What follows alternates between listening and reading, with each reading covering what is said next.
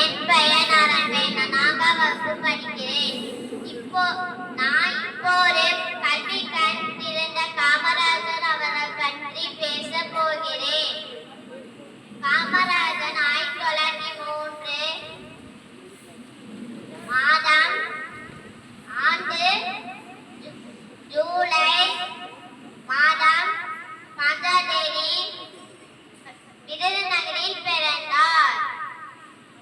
இவர் பெற்றோர் பெயர் குமாரசாமி மற்றும் சிவகாமி அம்மையார்.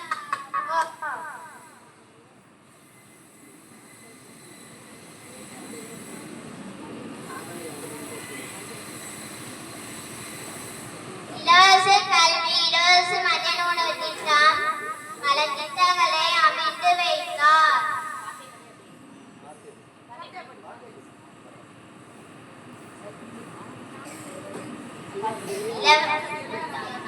இதனால் கல்வி கண் திறந்த காமராஜர் என்று அழைக்கப்படுகிறார்.